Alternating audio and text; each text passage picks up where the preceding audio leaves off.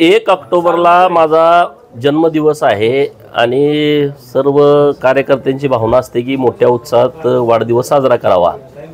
परंतु मराठवाड्यामध्ये, सोलापूर जिल्ह्यामध्ये आणि तसं बऱ्यापैकी सगळ्या ठिकाणी मोठ्या प्रमाणामध्ये पाऊस पडलेला आहे, अतिवृष्टी झालेली आहे आणि शेतकऱ्यांच्या हाताला आलेलं पीक हे वाया गेलेलं आहे।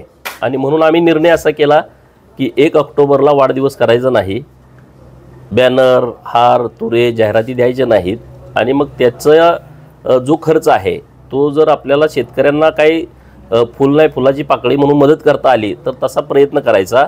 आणि म्हणून आता एक 40-50 गाड्या चाऱ्याच्या आमच्या सगळ्या मित्रपरिवारांनी गोळा केलेल्या आहेत आणि त्या आता सोलापूर जिल्ह्यातील माढा आणि मोहोळ तालुक्यामध्ये सोलापूर जिल्ह्याचे लोकप्रिय पालकमंत्री माननीय जयभाऊंच्या उपस्थितीमध्ये त्या गाड्या आम्ही तिकडं शेतकऱ्यांना पाठवणार आहोत आणि त्या कार्यक्रमासाठी मी आज पंढरपूरला आलोय।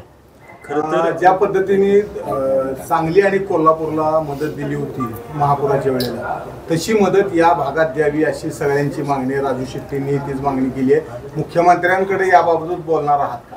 बघा, माननीय मुख्यमंत्री महोदयांनी याबद्दलची भूमिका अत्यंत स्पष्ट केलेली आहे की दुष्काळ पडल्याच्या नंतर जे आम्ही शेतकऱ्यांना मदत करतो तशाच पद्धतीची किंवा त्याच्यापेक्षा चांगली मदत आम्ही ह्या अतिवृष्टी झालेल्या शेतकऱ्यांना करणार आहोत। त्यामुळे नव्यानं मागणी करण्याची आवश्यकता नाही। अत्यंत तो एकच वर्षासाठी जे.आर काढला होता तसा जे.आर हा काढतील ना। जे शेतकऱ्यांचं मोठं नुकसान झालेलं आहे त्या शेतकऱ्यांचं समाधान होईल अशा पद्धतीची मदत सरकारकडून मिळेल। अत्यंत शेतकऱ्यांच्या बाबतीमध्ये संवेदनशील असणारे नेते महाराष्ट्राचे मुख्यमंत्री आहेत। त्यामुळं कुणाला आंदोलन करण्याची आवश्यकता नाही, कुणाला नव्यानं मागणी करण्याची आवश्यकता नाही।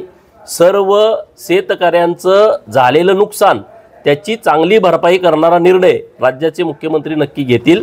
त्यामुळे शेतकऱ्यांनी याबाबत निश्चिंत राहावं। जयंत पाटलांनी 50,000 रुपये मदत द्या म्हणून मागणी केलेली आहे। इथं पाहणी करताना एकरी 50,000ची मागणी केलेली आहे। शासन काय बघा, मी आता हे सांगितलं की माननीय मुख्यमंत्री महोदय आणि आमचं सरकार हे शेतकऱ्यांच्या प्रति अत्यंत संवेदनशील आहे।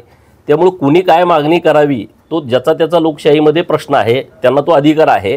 परंतु माननीय मुख्यमंत्री महोदय हे शेतकऱ्यांच्यासाठी चांगला निर्णय घेतील आणि तशा पद्धतीचं सुतोवाची त्यांनी केलेलं आहे।